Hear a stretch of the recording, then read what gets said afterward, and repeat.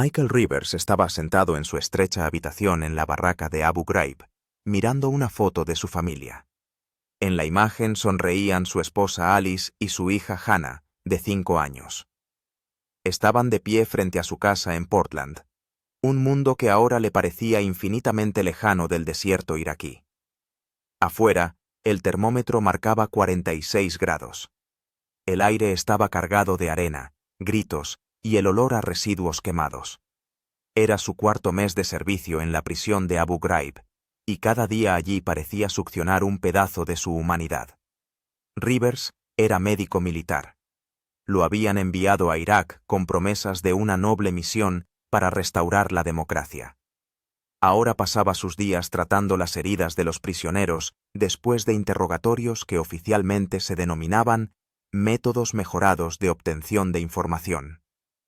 Guardó la foto de nuevo en el bolsillo de su pecho y salió a su turno. El bloque 7. Su responsabilidad de hoy. El más cerrado. El más secreto. El lugar donde mantenían a los prisioneros de alto valor. O al menos así los llamaban. Cuando Rivers entró en el bloque, lo recibió la cacofonía habitual. El estruendo de las puertas metálicas, los gritos guturales en árabe, las órdenes secas de los soldados estadounidenses. Y el olor, una mezcla de lejía, excrementos humanos y miedo. El cabo Jenkins, uno de los guardias, le asintió con la cabeza. «Doc, tenemos un fresco aquí. Celda 23. Dicen que es uno de los organizadores de la resistencia en Faluya». Rivers asintió y se dirigió a la celda indicada. A través de la pequeña ventana, vio a un hombre de mediana edad sentado en el suelo. Su rostro estaba cubierto de moretones, y su brazo derecho estaba doblado de forma antinatural. «Abre», ordenó Rivers al guardia. Cuando la puerta se abrió, el prisionero ni siquiera levantó la cabeza. Rivers se arrodilló a su lado y comenzó el examen. Costillas rotas, hombro dislocado, múltiples hematomas. El conjunto estándar para los novatos. «Me llamo Michael», dijo Rivers en voz baja en árabe. Su conocimiento del idioma era limitado, pero suficiente para la comunicación básica. «Soy médico. Voy a ayudarte». El hombre levantó lentamente los ojos. En ellos no había miedo ni ira, solo cansancio. «Me llamo Tariq», susurró. «Soy profesor de matemáticas de Bagdad». Rivers le colocó el hombro en su sitio y le vendó las costillas. Durante todo el tiempo, Tariq no hizo ni un ruido, solo respiró profundamente por la nariz. «¿Por qué estás aquí?», preguntó Rivers, aunque sabía que no debía mantener ese tipo de conversaciones. «Estaba en una manifestación contra la ocupación», respondió Tariq. «Mi vecino informó de que estaba ayudando a los militantes. Es mentira. Tengo una esposa y 3 hijos. El más pequeño tiene solo 4 años». Rivers terminó de vendarlo y recogió sus herramientas. Algo en los ojos de este hombre lo inquietaba. Había visto a cientos de prisioneros, pero esta mirada. Había algo familiar en ella, la misma mirada que veía en el espejo cada mañana. La mirada de un hombre que ha perdido su lugar en el mundo. Por la noche, acostado en su litera, Rivers no podía dormir.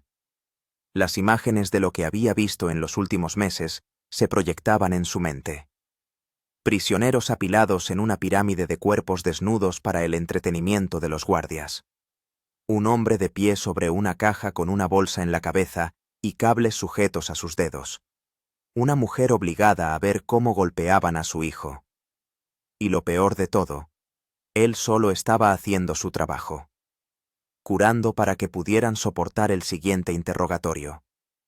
La siguiente tortura. Esa noche, Michael Rivers tomó una decisión que cambió su vida. Ya no podía ser parte de este sistema. Las siguientes 2 semanas, Rivers observó. Memorizó los horarios de los cambios de guardia, la ubicación de las cámaras de vigilancia, los hábitos de los guardias. Empezó a trazar un mapa de la prisión en su cabeza, marcando los puntos ciegos y las posibles salidas. Cada día revisaba el estado de Tariq y de los otros prisioneros del bloque 7. Con cada día que pasaba, Tariq parecía peor. Los interrogatorios continuaban, y Rivers solo podía minimizar el daño. «Quieren que firme una confesión», dijo Tariq un día, mientras Rivers le cambiaba el vendaje de las costillas. «Quieren que dé nombres de personas que ni siquiera conozco». «¿No has firmado?», preguntó Rivers. «No», respondió Tariq. «Si lo hago, gente inocente terminará aquí. No puedo». Rivers asintió. Lo entendía, y respetaba a este hombre. Esa misma noche, decidió hablar con Jason Foster, su compañero de habitación y la única persona en Abu Ghraib en la que podía confiar. Foster era conductor, entregaba suministros y a veces trasladaba a prisioneros a otras instalaciones. «¿Estás loco?», siseó Foster, cuando Rivers insinuó sus planes. «Nos fusilarán a los dos por traición. Jason, ¿estás viendo lo que está pasando aquí?», dijo Rivers en voz baja. «No es por lo que vinimos a luchar. No somos mejores que Saddam si hacemos lo mismo». Foster guardó silencio durante un largo rato, mirando al techo de su habitación. «Tengo una ruta a Bagdad dentro de 3 días», dijo finalmente. «Puedo llevar a una persona. Solo a una, Mike. ¿Y si nos pillan?». «Lo sé», asintió Rivers. «Gracias». Ahora venía lo más difícil: elegir a quién salvar. En el bloque 7 había 26 prisioneros. La mayoría de ellos, como Tariq, eran civiles que se habían encontrado en el lugar equivocado en el momento equivocado. Algunos seguramente estarían involucrados con la insurgencia, pero Rivers no podía erigirse en juez. Decidió empezar con Tariq. Si salía bien, quizá podrían ayudar a otros también. Rivers comenzó a reunir lo necesario. Ropa de civil para Tariq. La robó de la lavandería. Documentos.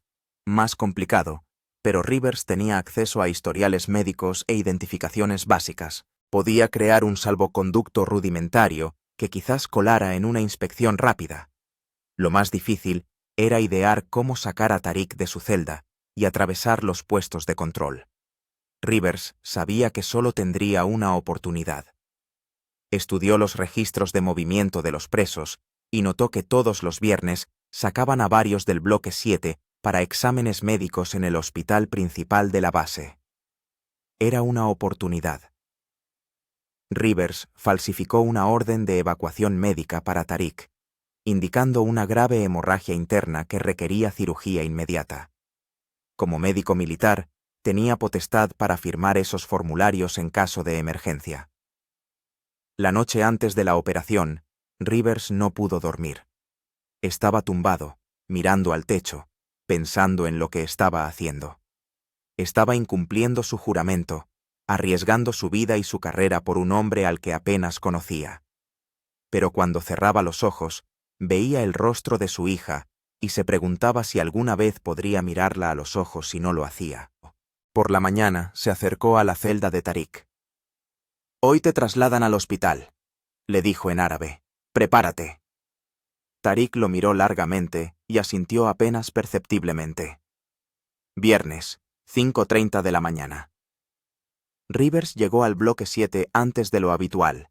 Llevaba consigo un maletín médico, en el que, además del equipo estándar, había escondido ropa de civil y los documentos falsificados para Tariq. «Buenos días, Doc», lo saludó el guardia de turno, el sargento Malloy. «Hoy madrugas». «Sí, tengo una evacuación», respondió Rivers, esforzándose porque su voz sonara normal. «Un preso de la 23, hemorragia interna. Necesito prepararlo para el traslado». Malloy revisó el registro. «No veo nada en la programación». Rivers sacó la orden falsificada. «Aquí está, firmado anoche. Caso de emergencia». Malloy echó un vistazo al documento y se encogió de hombros. «Vale, llévatelo. ¿Necesitas acompañante?» «No, puedo solo. Apenas puede caminar». Malloy abrió la celda de Tariq. El preso yacía en el suelo, hecho un ovillo por el dolor. Rivers sabía que estaba fingiendo, pero resultaba convincente. «Vamos, levántate», dijo Malloy con brusquedad, dándole una patada en el costado a Tariq. Rivers reprimió la rabia y ayudó a Tariq a levantarse. «Lo llevaré en camilla. En este estado no llegará». Malloy asintió y fue a buscar una camilla. Rivers se inclinó hacia Tariq y le susurró: «Cuando salgamos del bloque, te llevaré al ala médica. Allí te recogerá un amigo en coche. Te llevará a Bagdad. ¿Tienes a alguien allí que pueda ayudarte?» «Mi primo», respondió Tariq en voz baja. «Vive en el barrio de Adamilla». «Bien. Los documentos y la ropa están en mi maletín. Te cambiarás en el ala médica». Malloy regresó con la camilla y juntos colocaron a Tariq sobre ella. Rivers lo cubrió con una sábana y lo sujetó con correas, procedimiento estándar para el transporte de presos. «Buena suerte, Doc», dijo Malloy cuando salían del bloque. Rivers asintió, sintiendo cómo el sudor le resbalaba por la espalda. La primera barrera estaba superada. Empujó la camilla por el patio interior de la prisión, en dirección al cuerpo médico. El sol de la mañana empezaba a alzarse sobre los muros de Abu Ghraib, tiñendo todo de color naranja. Alrededor reinaba una relativa calma. El relevo de la guardia no se produciría hasta dentro de media hora. Cuando llegaron al cuerpo médico, Rivers hizo pasar la camilla por la entrada principal y se dirigió directamente a la parte trasera, donde se encontraban las salas de reconocimiento. Eligió la más alejada, que rara vez se utilizaba. «Rápido», dijo, cerrando la puerta y sacando la ropa del maletín. «Tenemos poco tiempo». A Tariq le costó levantarse de la camilla. Sus movimientos eran rígidos debido a las costillas en proceso de curación y las contusiones, pero la adrenalina le daba fuerzas. Se cambió rápidamente con la ropa que Rivers le había traído. Unos sencillos pantalones color caqui y una camisa similar a la que usaban los traductores iraquíes que trabajaban en la base. «Aquí tienes tus documentos». Rivers le entregó una tarjeta de plástico. «Eres Farid Hassan, traductor. Llevas 3 meses trabajando con los estadounidenses. ¿Entendido?» «Farid Hassan, traductor, 3 meses», repitió Tariq. Le temblaban las manos al tomar la tarjeta. «Foster te espera en la puerta este. Te llevará a Bagdad haciéndose pasar por su asistente. Si alguien pregunta, vas al funeral de un tío». Tariq asintió. Luego inesperadamente agarró la mano de Rivers. «¿Por qué haces esto?», preguntó. «Lo arriesgas todo». Rivers lo miró a los ojos. «Porque ya no puedo ser parte de esto. Y porque tienes hijos. Se merecen un padre». Tariq lo abrazó con fuerza. «Que Alá te bendiga, amigo mío». «Vamos», dijo Rivers. «Todavía tenemos que pasar 2 puestos de control». Salieron del cuerpo médico por la puerta trasera. Rivers iba al frente, y Tariq lo seguía a corta distancia, con la cabeza gacha y encorvado, como hacían muchos traductores iraquíes por temor a ser reconocidos por sus compatriotas.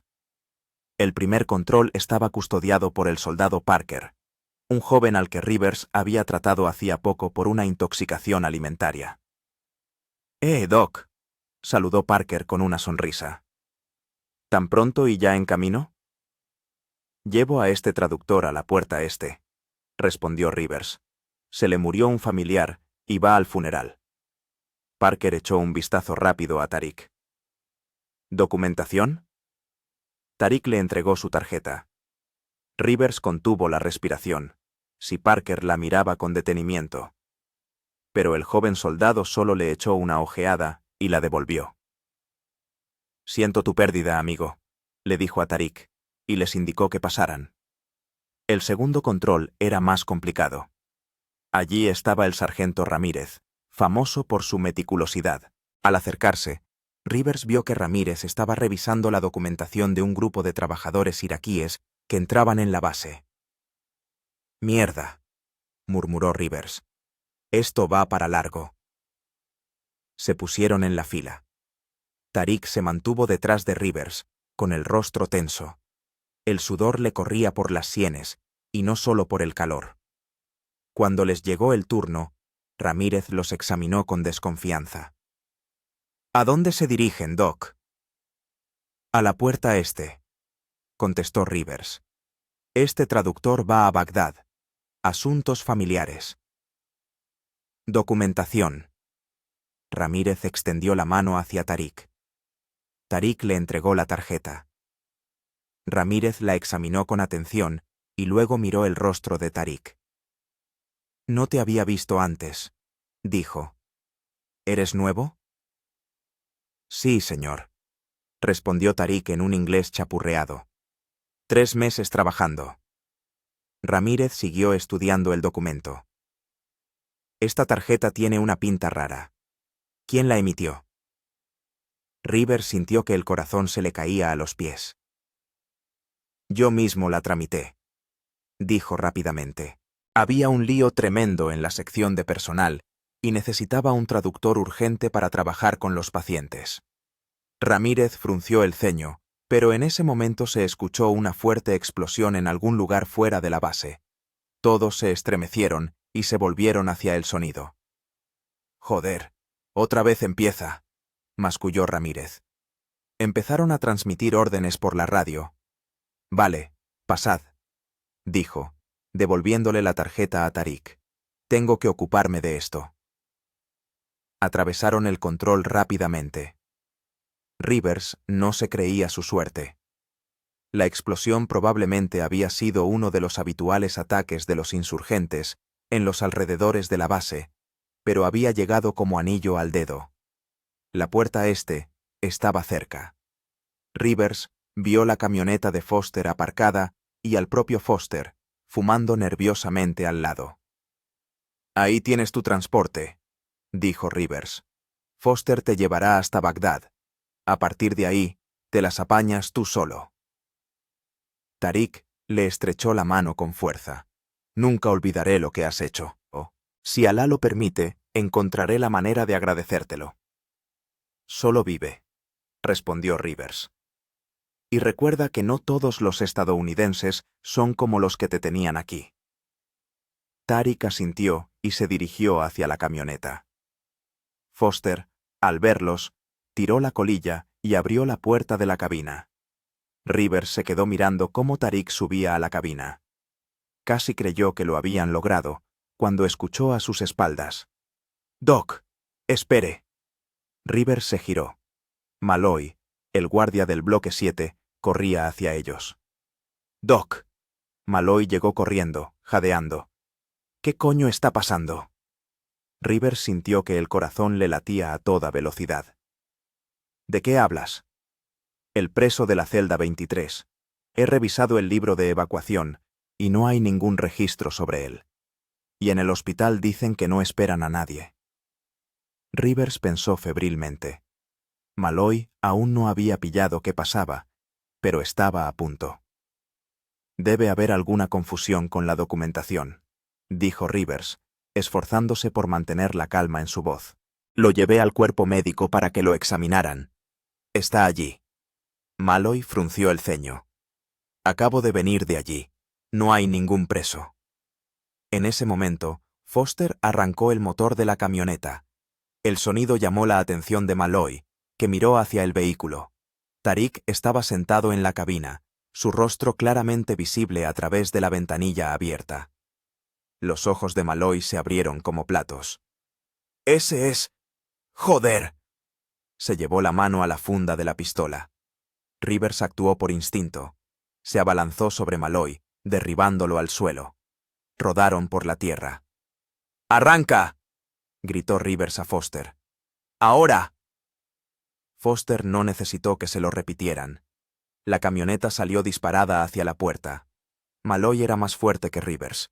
Lo puso boca arriba y levantó el puño para golpearlo. «Eres un traidor, Rivers». El golpe le dio en la mandíbula. Rivers sintió el sabor metálico de la sangre en la boca, pero siguió luchando, intentando retener a Malloy el mayor tiempo posible para darles a Foster y Tariq tiempo para escapar. «¡Alarma!», gritaba Malloy. ¡Tenemos una fuga! ¡Puerta este! Los guardias de la puerta oyeron los gritos y vieron a los hombres forcejeando. Corrieron hacia ellos, abandonando sus puestos. Era justo lo que Rivers esperaba. Foster aprovechó el momento. La camioneta cruzó la puerta a toda velocidad y salió a la carretera que conducía a Bagdad. Malloy le propinó otro golpe y Rivers dejó de resistirse. Lo agarraron, le torcieron los brazos a la espalda y le pusieron las esposas. Médico Rivers, está usted arrestado por traición y complicidad en la fuga de un prisionero, anunció el oficial que se acercó corriendo. Levantaron a Rivers a rastras. Le sangraba el labio partido, pero sonreía. El camión de Foster ya era un pequeño punto en el horizonte. ¡Un coche! ¡Hay que organizar una persecución!, gritaba Malloy. Pero ya era demasiado tarde. El camión desapareció en una nube de polvo en la carretera que llevaba a Bagdad. Condujeron a Rivers a la sala de interrogatorios. Irónicamente, ahora él estaba al otro lado. Lo sentaron en una silla metálica y lo esposaron a la mesa.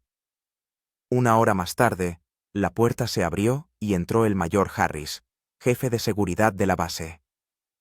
Rivers, negó con la cabeza. ¿Qué diablos has hecho? Rivers guardó silencio. Sus pensamientos estaban con Foster y Tariq. A estas alturas, ya debían estar a medio camino de Bagdad. ¿Entiendes que te espera un consejo de guerra?, continuó Harris. Auxilio al enemigo en tiempos de guerra. Podría significar cadena perpetua o incluso la pena de muerte. No es un enemigo, dijo Rivers finalmente. Es profesor de matemáticas. Tiene 3 hijos. Harris suspiró y se sentó enfrente. Escucha, sé que aquí pasan cosas que no se ajustan a nuestros valores, pero esta no es la forma de solucionar el problema. ¿Y cuál es la forma, mayor?, preguntó Rivers. ¿Escribir informes que nadie lee? ¿Hacer la vista gorda como hacen todos los demás? Harris no respondió. En cambio, sacó una carpeta con documentos. Tu cómplice, Foster. Su camión fue visto en un control de carretera a 20 kilómetros de aquí. Se dirigen hacia Bagdad por la carretera principal. Rivers sintió un escalofrío. Esperaba que Foster fuera más listo y eligiera una ruta menos obvia. He enviado 2 vehículos en su persecución, continuó Harris. Los interceptarán antes de que lleguen a la ciudad. Rivers cerró los ojos. Todo había sido en vano. No llegarían a Bagdad a tiempo. Si cooperas, tal vez pueda conseguir que te rebajen la condena, dijo Harris. Dime, ¿a dónde se dirigen exactamente en Bagdad? ¿Quién iba a reunirse con ellos? Rivers negó con la cabeza. No lo sé. Y aunque lo supiera, no se lo diría. Harris suspiró y se levantó. Entonces no te queda más que esperar noticias. Y esas noticias, créeme, no serán agradables. Salió, dejando a Rivers solo. El tiempo pasaba con desesperante lentitud. A través de la ventana de la sala de interrogatorios, Rivers vio cómo el sol se movía lentamente por el cielo. Cada minuto acercaba a Foster y Tariq a la libertad o a su captura. 3 horas después, la puerta se abrió de nuevo. Entró Harris, con el rostro sombrío. Las noticias no son buenas, Rivers, dijo. Nuestros hombres encontraron el camión de Foster a un lado de la carretera, a 5 kilómetros del control de carretera. Vacío. Rivers se enderezó. ¿Qué? Abandonaron el vehículo y desaparecieron. Probablemente se adentraron en el desierto a pie. Hemos organizado una búsqueda en un radio de 10 kilómetros, pero hasta ahora no ha dado resultado. Rivers sintió un atisbo de esperanza. Foster era más listo de lo que pensaba. Debió de prever la persecución y preparar un plan de contingencia. Quiero que entiendas esto, continuó Harris. Si se han ido al desierto, sus posibilidades son escasas. Ahora mismo hay 50 grados allí. Sin una reserva de agua suficiente, no durarán ni un día. Rivers lo sabía, pero también sabía que Foster era un soldado experimentado, entrenado para sobrevivir en condiciones extremas. Y si alguien podía guiar a alguien a través del desierto iraquí, ese era él. «Te mantendré informado», dijo Harris, dirigiéndose a la puerta. «Mientras tanto, te trasladarán a una celda de detención preventiva». Condujeron a Rivers a una pequeña celda en el edificio administrativo de la base.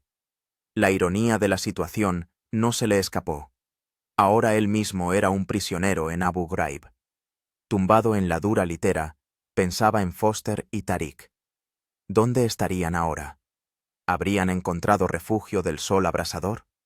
¿Tendrían agua? Y lo más importante, ¿se estarían moviendo en la dirección correcta? Bagdad estaba a 20 kilómetros del lugar donde abandonaron el camión. A pie por el desierto, eso era al menos un día de camino en las mejores condiciones. Y teniendo en cuenta el calor, la falta de refugio y la posible persecución. Rivers cerró los ojos y empezó a rezar. Por primera vez en muchos años. Tariq y Foster avanzaban por el desierto, intentando permanecer en las hondonadas y refugios naturales. El sol les quemaba sin piedad la espalda, y la arena parecía haberse calentado hasta la temperatura de las brasas. «Tenemos que encontrar sombra», dijo Foster, secándose el sudor de la cara. «No aguantaremos mucho con este calor». Tariq asintió. Tenía la cara enrojecida por el sol, los labios agrietados. Llevaban 6 horas caminando por el desierto, haciendo breves paradas solo para beber un poco de agua de la cantimplora de Foster. «Ahí». Tariq señaló un grupo de rocas a unos cientos de metros de distancia. «Quizás encontremos refugio». Se dirigieron hacia las rocas. Cada paso era una lucha. La arena se hundía bajo sus pies y el calor les robaba las últimas fuerzas. Al llegar a las rocas, encontraron con alivio una pequeña cueva, lo suficientemente profunda como para protegerse del sol. Dentro hacía más fresco, pero seguía siendo sofocante. «Tenemos que esperar a que se ponga el sol», dijo Foster, dejándose caer al suelo. «Será más fácil caminar de noche». Tariq se sentó a su lado, apoyando la espalda contra la fresca pared de piedra. «Tu amigo, Rivers, ¿qué va a ser de él?» Foster negó con la cabeza. «No lo sé. Un tribunal militar, lo más probable, posiblemente, la cárcel». «Lo arriesgó todo por mí», dijo Tariq en voz baja. «¿Por qué?» Foster guardó silencio durante un largo rato, observando el ardiente desierto que se extendía ante ellos. «Mike es especial. Siempre lo ha sido. Demasiado bueno para esta guerra». Se quedaron sentados en silencio, economizando fuerzas y agua. La cantimplora de Foster ya estaba medio vacía, y aún les quedaban al menos 15 kilómetros hasta Bagdad. «Cuéntame sobre tu familia», pidió Foster, para distraerse de los pensamientos sombríos. El rostro de Tariq se iluminó. «Mi esposa Fátima. Es maestra de primaria. Nos conocimos en la universidad. Tenemos 3 hijos. Yasin, que tiene 12 años. Amira, 8. Y Karim, 4. Karim nació después de que empezara la guerra. Nunca ha conocido la paz». «¿Saben que estás en Abu Ghraib?» Tariq negó con la cabeza.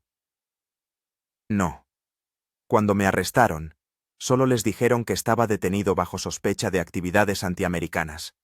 No saben dónde estoy ni qué ha sido de mí». Foster apretó los puños.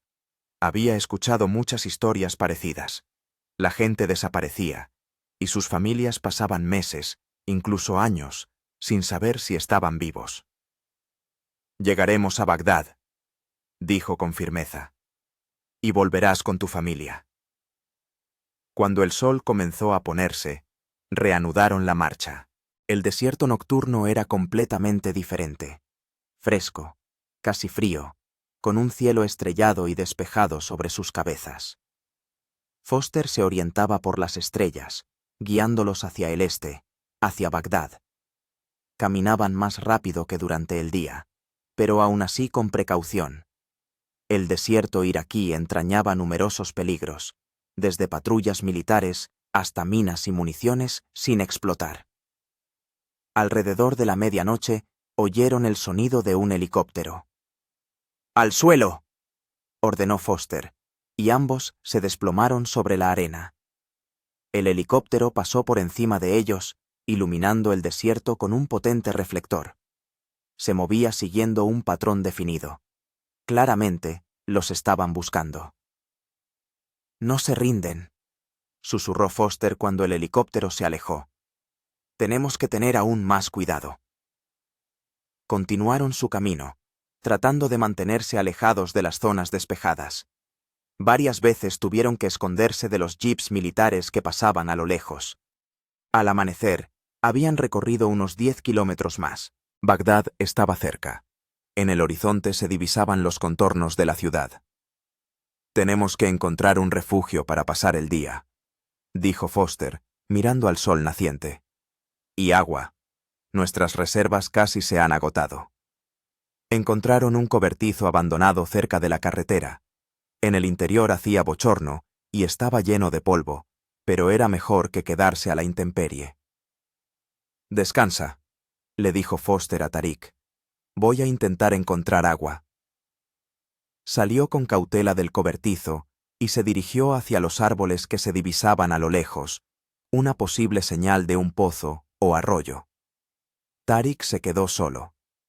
El cansancio y la deshidratación estaban haciendo mella. Se sentía mareado y débil. Cerrando los ojos, pensó en su familia. Estaban tan cerca y tan lejos a la vez. Foster regresó una hora después, trayendo 2 botellas de agua. «Encontré una granja», explicó. No había nadie, pero había un grifo en el patio.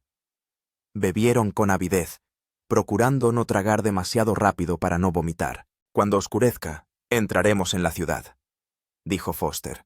«Será más difícil que nos encuentren allí». Pero sus planes no estaban destinados a cumplirse. Alrededor del mediodía oyeron el sonido de vehículos que se acercaban. Foster miró por una rendija en la pared del cobertizo y vio 3 jeeps militares que avanzaban por la carretera. «Mierda», susurró. «Están rastreando la zona». Los jeeps se detuvieron cerca del cobertizo. De ellos salieron soldados que empezaron a inspeccionar el terreno. «Nos encontrarán», dijo Tarik en voz baja. «No hay dónde esconderse». Foster pensaba febrilmente. El cobertizo se alzaba en un lugar despejado. Si intentaban huir, los verían de inmediato. «Escucha», se volvió hacia Tarik. «Tengo un plan, pero no te va a gustar». A Rivers lo trasladaron a una prisión militar en Camp Bucca, a 300 kilómetros de Bagdad. Allí se alojaban militares estadounidenses que esperaban un tribunal militar. Su celda era pequeña, con una cama, un retrete y un lavabo. Una pequeña ventana bajo el techo dejaba entrar una luz tenue. Habían pasado 3 días desde la fuga de Tarik y Foster, y Rivers no tenía noticias de su destino. Cada vez que se abría la puerta de su celda, esperaba oír que los habían capturado o, lo que era peor, que los habían encontrado muertos en el desierto. Al 4.º día, lo llamaron a un interrogatorio. En la sala de interrogatorios no lo esperaba Harris, sino un oficial desconocido vestido de civil. «Médico Michael Rivers», dijo el hombre sin presentarse. «Soy de contrainteligencia militar. Tengo algunas preguntas para usted».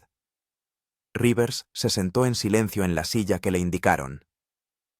«Hemos encontrado el camión de su cómplice Foster», empezó el oficial, «pero ni a él ni al prisionero los hemos encontrado todavía. ¿Sabe a dónde se dirigían?» «No», respondió Rivers. Era verdad. Realmente no conocía el lugar exacto de Bagdad al que Tarik planeaba ir. ¿Es consciente de la gravedad de su situación, Rivers? Ha ayudado a escapar a un posible terrorista. Esto es traición a la patria. «No es un terrorista», dijo Rivers con calma. «Es profesor de matemáticas y se vio envuelto en una manifestación antiestadounidense. En su expediente no hay ni una sola prueba que lo vincule con los insurgentes». El oficial abrió la carpeta que tenía delante. «Tarik al-Mahdi, 42 años, profesor de matemáticas en un instituto de Bagdad. Detenido el 15 de marzo bajo sospecha de tener vínculos con el grupo Ejército del Mahdi. Levantó la vista hacia Rivers. ¿Está seguro de que es inocente? Estoy seguro de que no ha tenido un juicio justo, respondió Rivers.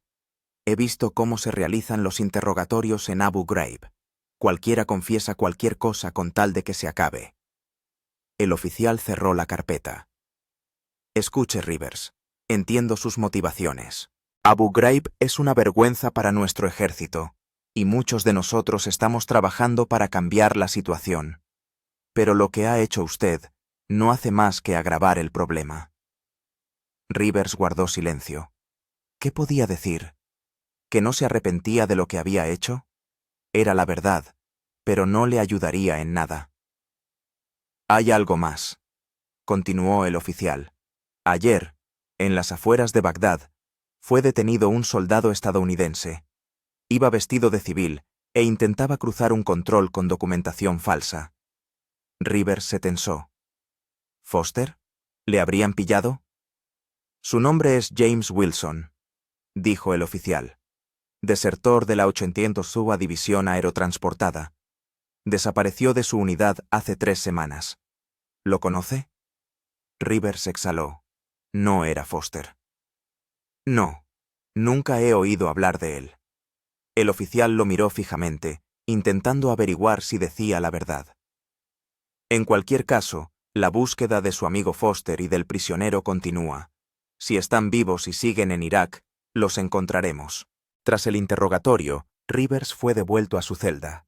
Se tumbó en la litera, mirando al techo, y pensó en Foster y en Tariq. Si aún no los habían encontrado, significaba que tenían una oportunidad. Tal vez ya estuvieran en Bagdad, escondidos entre sus millones de habitantes. O tal vez hubieran muerto en el desierto de sed y calor. Sus cuerpos podrían haber sido cubiertos por la arena y nunca serían encontrados. Rivers apartó esos pensamientos de su mente. Debía creer que su sacrificio no había sido en vano, que Tariq volvería con su familia, y Foster. Lo que fuera a ser de Foster, no lo sabía. Tal vez él también intentaría esconderse. Tal vez se entregaría a las autoridades e intentaría explicar sus actos. En cualquier caso, su destino ahora estaba fuera de su control. Lo único que podía hacer era esperar su consejo de guerra y prepararse para lo peor. Los días en Camp Bucca transcurrían lentamente. A Rivers le permitían 1 hora de paseo al día en el patio interior de la prisión. El resto del tiempo lo pasaba en la celda, leyendo libros de la biblioteca de la prisión o simplemente reflexionando. 1 semana después del primer interrogatorio, lo volvieron a llamar. Esta vez, en la sala estaba el mayor Harris. Rivers, asintió. ¿Cómo va eso? Bien, señor, respondió Rivers. ¿Hay noticias? Harris suspiró. Sí, las hay, y son complejas. Sacó una fotografía de la carpeta y la colocó delante de Rivers. En ella aparecía Foster, tendido en una cama de hospital. Su rostro estaba cubierto de magulladuras y tenía un brazo escayolado. Encontraron a Foster hace 3 días en las afueras de Bagdad, dijo Harris. Estaba gravemente herido. Deshidratación, quemaduras solares, fractura de brazo. Ahora está en un hospital militar en la zona verde. Rivers miró la fotografía con inquietud. ¿Y Tariq? Harris negó con la cabeza. Ningún rastro. Foster dice que se separaron al acercarse a Bagdad. Él atrajo la atención de una patrulla para darle a Tariq la oportunidad de colarse en la ciudad. Rivers cerró los ojos. Foster había sacrificado su libertad por Tariq. ¿Qué va a pasar con Foster? Lo mismo que contigo, respondió Harris. Consejo de guerra por traición y auxilio al enemigo. Pero dadas las circunstancias y el hecho de que se entregó voluntariamente, tal vez la sentencia no sea tan dura. Rivers asintió. Al menos, Foster estaba vivo. Y, tal vez, Tariq también estuviera vivo y en libertad. Hay una cosa más, dijo Harris. Foster me ha dado esto para ti. Sacó del bolsillo un pequeño trozo de papel y se lo tendió a Rivers. En él estaban escritas unas pocas palabras. Llegó. Familia reunida. Gracias por todo. Rivers sintió un nudo en la garganta. Tariq había llegado a su familia. Todo no había sido en vano. Gracias, señor, dijo en voz baja. Harris asintió y se levantó. Tu consejo de guerra está fijado para la semana que viene. Yo testificaré. No puedo prometer mucho, pero haré todo lo que esté en mi mano. Cuando Harris se marchó, Rivers se quedó sentado durante mucho tiempo, mirando el trozo de papel que tenía en las manos. Llegó. Familia reunida. Esas simples palabras significaban para él más que cualquier medalla o reconocimiento. El día del Consejo de Guerra, Rivers fue trasladado a Bagdad, al edificio de la administración estadounidense en la Zona Verde. El proceso fue a puerta cerrada, un tribunal militar en un teatro de operaciones activo. La acusación fue presentada por el mismo oficial de contrainteligencia que lo había interrogado. Habló de traición, de incumplimiento del juramento, de socavar los esfuerzos militares de Estados Unidos en Irak. El abogado defensor asignado a Rivers hizo todo lo que pudo. Habló de una elección moral, de las condiciones inhumanas en Abu Ghraib, de que las acciones de Rivers estaban dictadas por la compasión, no por la malicia.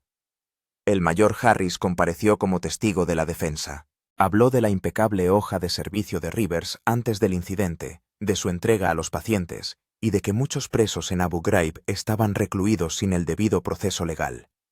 Se le concedió la última palabra a Rivers. No me justifico, dijo, mirando a los ojos a los miembros del tribunal. He quebrantado mi juramento y estoy dispuesto a asumir la responsabilidad. Pero no puedo arrepentirme de mis actos. Tariq al-Mahdi era inocente. Era un hombre corriente que solo quería una cosa: volver con su familia. Le ayudé a conseguirlo y viviré con esa decisión, sea cual sea su veredicto. El tribunal deliberó durante 3 horas. Cuando los jueces regresaron, el presidente leyó el veredicto. El médico Michael Rivers es declarado culpable de quebrantar su juramento, desobediencia a órdenes y complicidad en la fuga de un prisionero.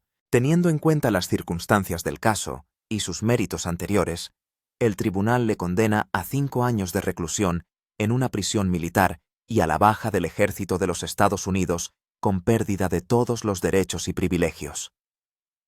5 años. Rivers esperaba algo peor. Asintió, aceptando la sentencia. Cuando lo sacaban de la sala, vio a Foster sentado al fondo.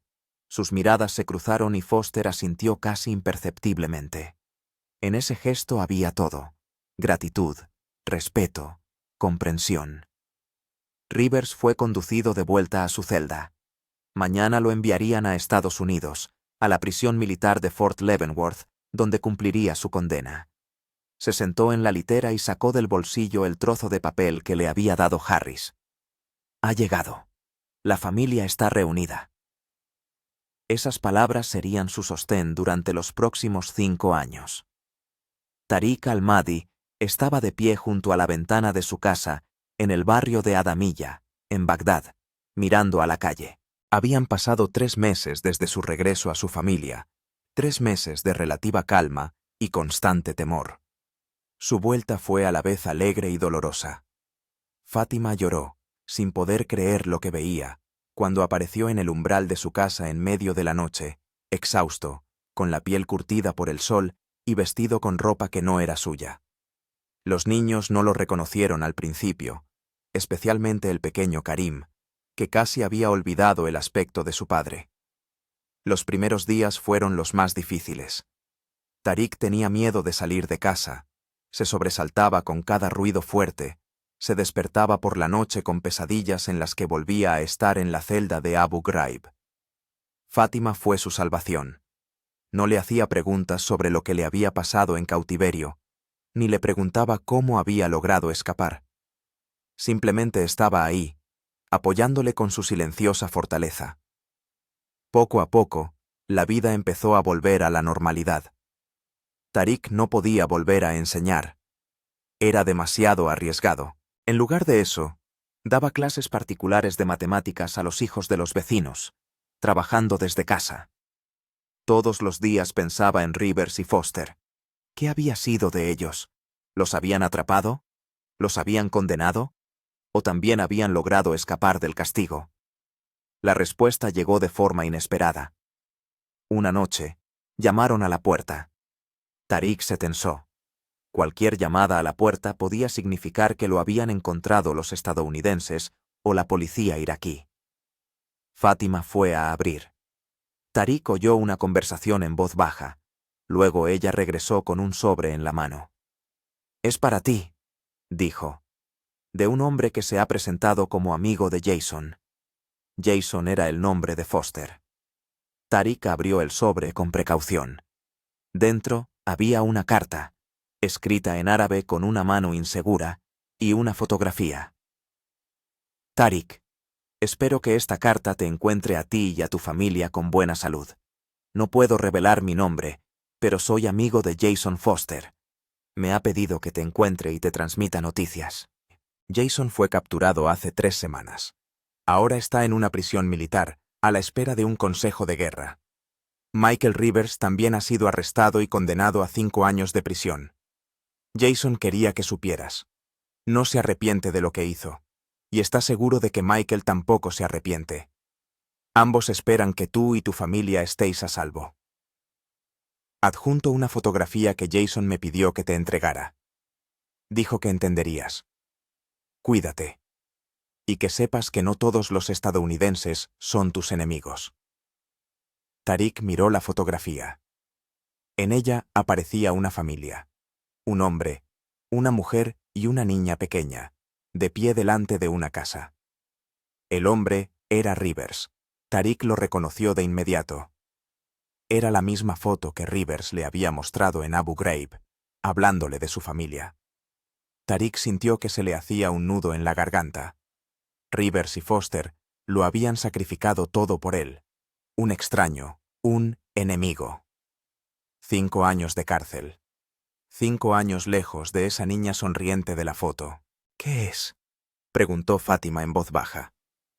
Tariq le tendió la carta y la fotografía. «Noticias de la gente que me ayudó a escapar. Estadounidenses». Fátima leyó la carta y luego miró fijamente la fotografía durante un rato. «Son buena gente», dijo por fin. «Alá les recompensará por su bondad». Tariq asintió. Esperaba que así fuera. Esa noche tardó mucho en dormirse. Pensaba en el precio de la libertad, su libertad. 2 hombres que podían simplemente hacer su trabajo y no inmiscuirse, habían decidido arriesgarlo todo por él. Y ahora estaban pagando por ello. Por la mañana, tomó una decisión. Tenía que hacer algo para que su sacrificio no fuera en vano. Empezó a escribir. Al principio, eran solo notas sobre lo que había visto y vivido en Abu Ghraib. Luego, se transformó en un texto más estructurado. Un testimonio sobre torturas, tratos inhumanos, personas desaparecidas sin dejar rastro. No escribía por venganza. Escribía para que la verdad saliera a la luz, para que lo que le había sucedido a él y a cientos de otros no se repitiera. Cuando el manuscrito estuvo listo, contactó a un periodista de Al Jazeera a través de amigos. Se reunieron en secreto y Tariq le entregó sus notas. «Esto es peligroso», le advirtió el periodista. «Si descubren quién es la fuente». «Lo sé», respondió Tariq, «pero hay que hacerlo, no solo por los iraquíes, sino también por los estadounidenses que lo arriesgaron todo para ayudarme». 2 semanas después, Al Jazeera publicó una serie de artículos sobre los abusos en Abu Ghraib. Desencadenaron un escándalo internacional. Otros medios de comunicación retomaron la historia. Surgieron nuevos testimonios, fotografías, documentos. El mando estadounidense se vio obligado a iniciar una investigación. Varios oficiales y soldados, responsables de los casos más flagrantes de maltrato, fueron sometidos a un consejo de guerra. Se revisaron las condiciones de detención de los presos. Tariq seguía las noticias con sentimientos encontrados. Por un lado, la verdad finalmente salía a la luz. Por otro, sabía que muchos de los que realmente daban las órdenes y crearon el sistema quedarían impunes, y nada podría devolver a Rivers y Foster los años de vida perdidos. Una noche, cuando el escándalo estaba en su punto álgido, volvieron a llamar a la puerta. Esta vez era el mismo hombre que había traído la primera carta. «Tengo noticias», le dijo a Tariq. «Buenas noticias». Le contó que, a la luz de las nuevas revelaciones sobre la situación en Abu Ghraib, los casos de Rivers y Foster habían sido revisados. Sus sentencias habían sido reducidas. Rivers saldría en libertad en 1 año, en lugar de en 5. Foster ya había sido liberado con una degradación y expulsión del ejército.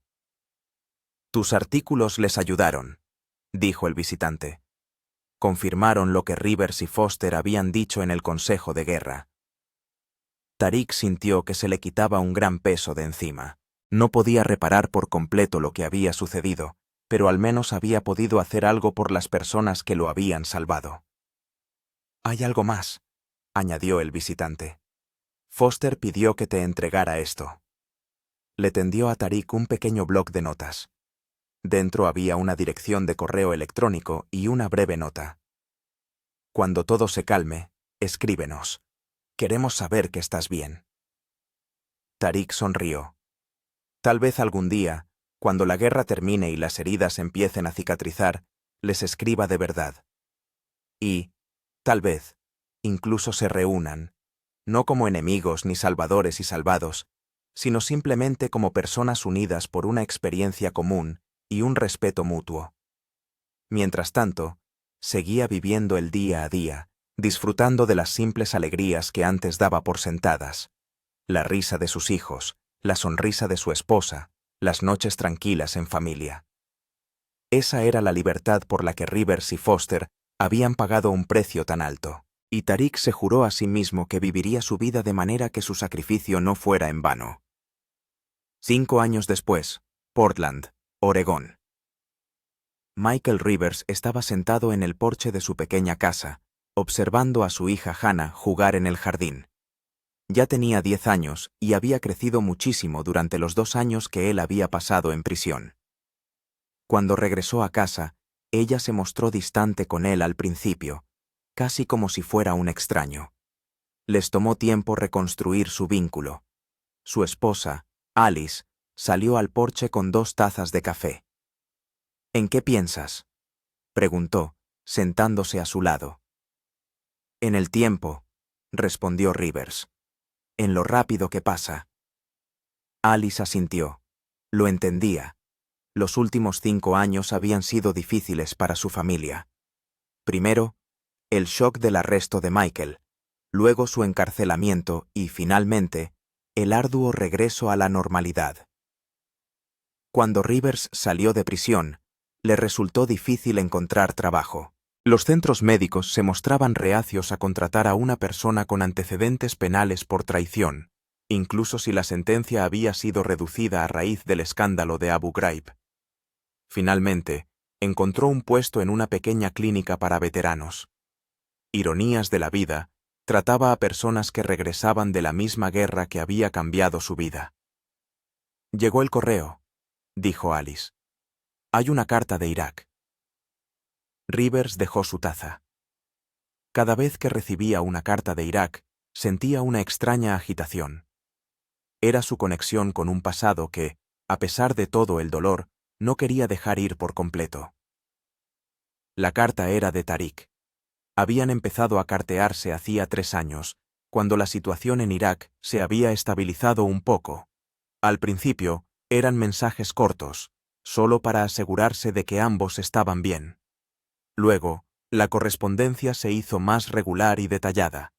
Rivers abrió el sobre y comenzó a leer. Tariq escribía sobre su familia. Yasin había entrado en la universidad. Amira había ganado un concurso escolar de matemáticas. Karim había crecido y empezaba a hacer preguntas sobre la guerra que eran difíciles de responder. Escribía sobre la situación en Irak, aún inestable, pero mejorando gradualmente.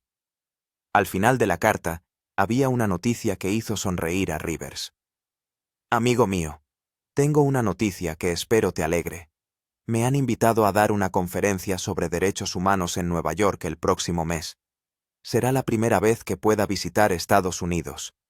Si te parece bien, me gustaría reunirme contigo en persona. Llevamos demasiado tiempo conectados solo por papel y mensajes electrónicos.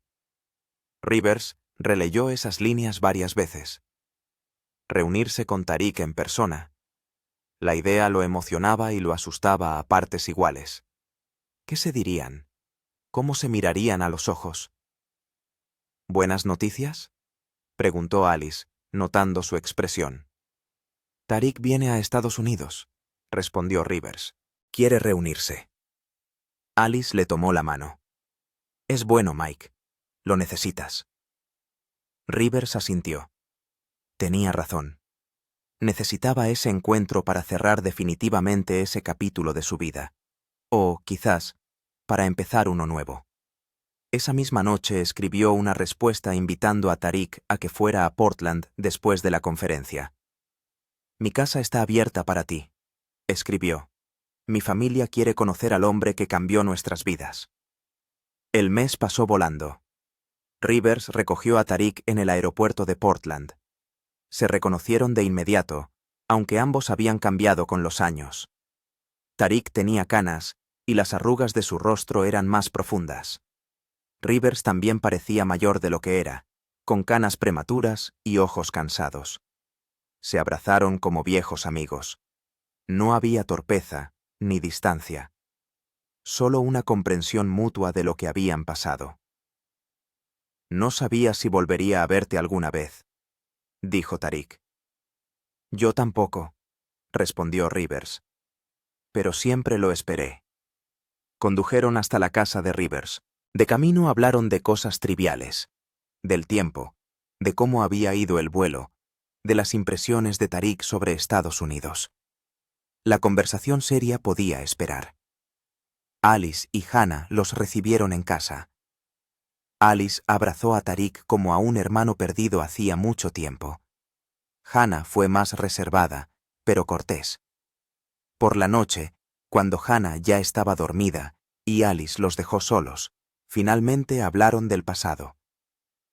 ¿Alguna vez te has arrepentido?, preguntó Tariq. ¿De lo que hiciste por mí? Rivers se quedó pensando.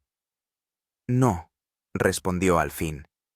Hubo momentos en los que pensé que el precio era demasiado alto, especialmente cuando veía crecer a Hannah y yo no estaba allí. ¿Pero arrepentirme? No. No podría vivir conmigo mismo si no te hubiera ayudado. Tariq asintió. A menudo he pensado en el precio que pagaste, y en si yo lo merecía. No se trata de si lo merecías, dijo Rivers. Se trata de quién quería ser yo. ¿Qué decisiones podía tomar y seguir mirándome al espejo cada mañana? Hablaron hasta altas horas de la noche. De sus familias, de sus trabajos, de cómo habían cambiado sus países y ellos mismos a lo largo de los años. Hablaron de Foster, que ahora vivía en California y trabajaba como instructor de supervivencia, utilizando las habilidades que había adquirido en el ejército.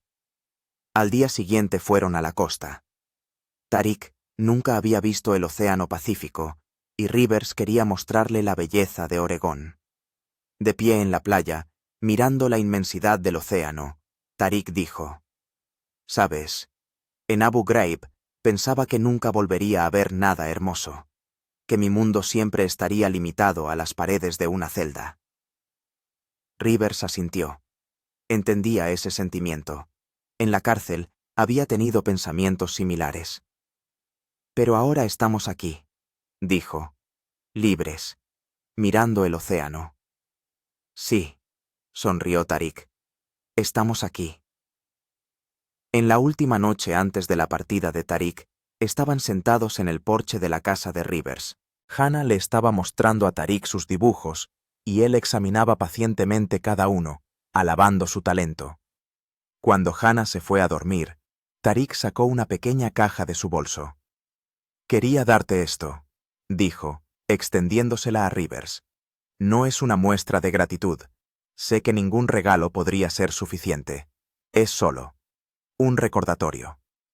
Rivers abrió la caja. Dentro había una pequeña brújula de plata. «En el desierto», explicó Tariq. «Cuando Foster y yo nos separamos, él me dio su brújula. Me dijo que siempre mantuviera el rumbo hacia el este, hacia Bagdad. Esta brújula me salvó la vida. Quiero que la tengas tú». Rivers tomó la brújula con cuidado. Era vieja, desgastada, con una grieta en el cristal.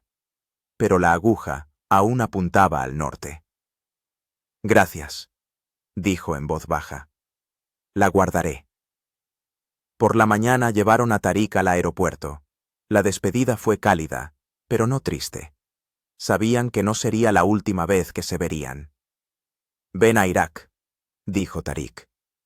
«Cuando la situación sea más estable, mi familia quiere conocerte». «Por supuesto», prometió Rivers. «Y tú vuelve. Trae a tu familia».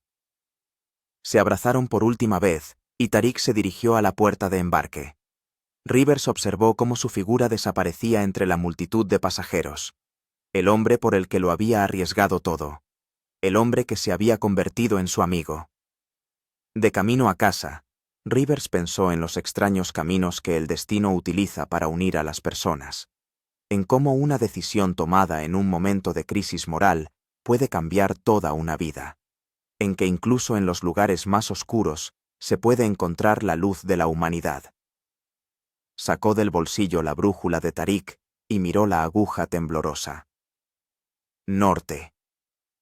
Camino a casa. Rivers sonrió y guardó la brújula de nuevo en el bolsillo.